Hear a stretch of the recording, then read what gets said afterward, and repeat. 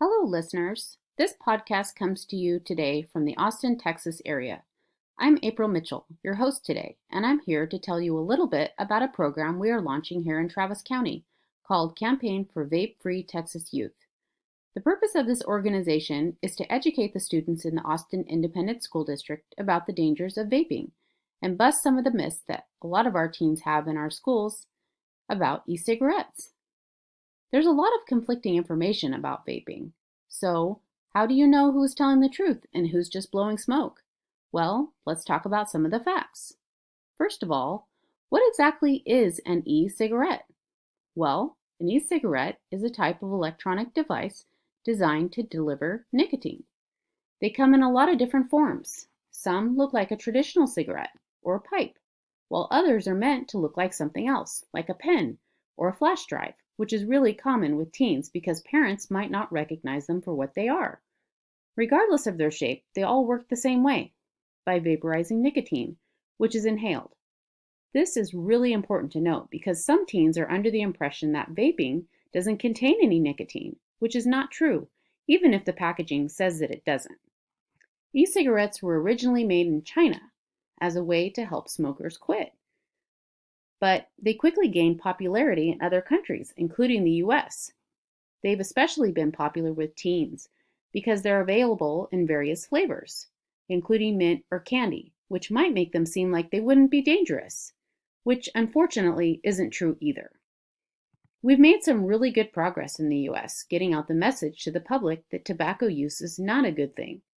For more than 50 years, it's been on a steady decline, and we reached an all-time low of teen smokers. There was a high in 1976 of almost 30% of teens who regularly smoked. Now, that number's under 4%. That's awesome progress because nicotine is really, really addictive.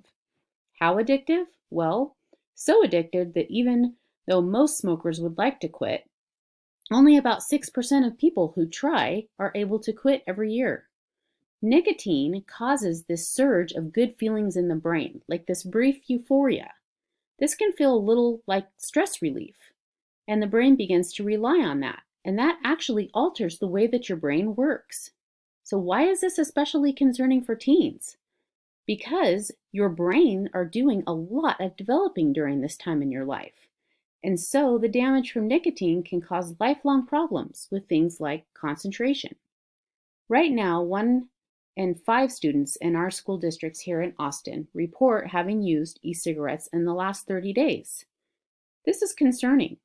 Why? Well, for a lot of reasons. For one, vaping isn't just nicotine and water. It contains a lot of harmful chemicals like lead and diactyl, which can cause a potentially fatal lung disease called popcorn lung. Right now, a big concern for the medical community is an increase in something that they're seeing in our teens, some serious injury to lungs. It's so common they even have a name for it. It's called EVALI, or e-cigarette or vaping product use associated lung injury. That's a big name, but it's a big problem.